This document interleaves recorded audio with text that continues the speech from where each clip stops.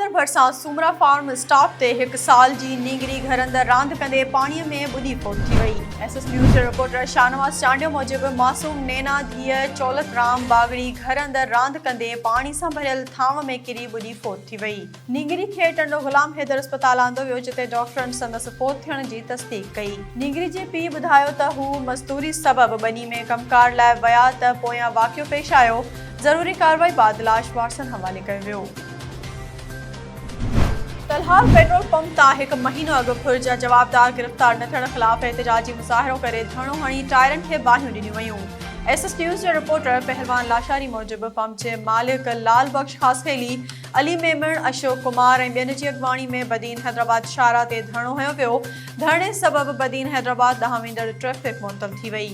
धरणे खे ख़िताब कंदे पंप मालिक चयो त 1 महीनो अॻु संदन पंप तां 3 नामालूम हथियारबंद 1 लख रुपया फुर करे फरार थी विया, पर टंडो गुलाम हैदर पुलिस जवाबदार गिरफ़्तार नाहिन कया। खेनि फौरी तौर गिरफ़्तार कयो वञे।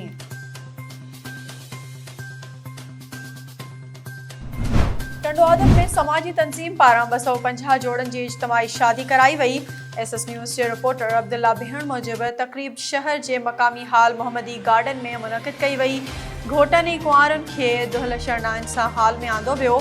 यानियुनि पारां ख़ुशी में झुमिरियूं हयूं वयूं। इज्तिमाई जोड़नि जी शादी में 100 मुसलमान, 110 हिंदू मज़हब ऐं 40 क्रिश्चियन जोड़ा शामिल हुआ।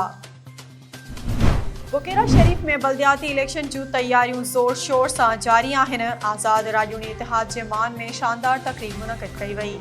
एसएस न्यूज़ जे रिपोर्टर ज़ाहिद अली सोलंकी मूजिबि बुकेरा शरीफ में बल्दियाती इलेक्शन वेझो ईंदे ई तैयारियूं उरूज ते पहुची वयूं आहिनि। उन सिलसिले में बुकेरा शरीफ वेझो ॻोठ जमील ख़ानज़ादा में शानदार प्रोग्राम मुनक़िद कयो वियो, जंहिंमें आज़ाद राजूनी इतिहाद जे सरवाण हाजी ख़ैर मोहम्मद खोखर ऐं यूनियन काउंसिल बुकेरा शरीफ ज़िले काउंसिल उम्मीदवार आफ्ताब अहमद खोखर ख़िताब कंदे चयो त संदन गुज़िरियल दौर में इलाइक़े जे मुख़्तलिफ़ ॻोठनि ऐं बुकेरा शरीफ अंदरि किरोड़े रुपयनि जूं स्कीमूं ॾिनियूं वयूं।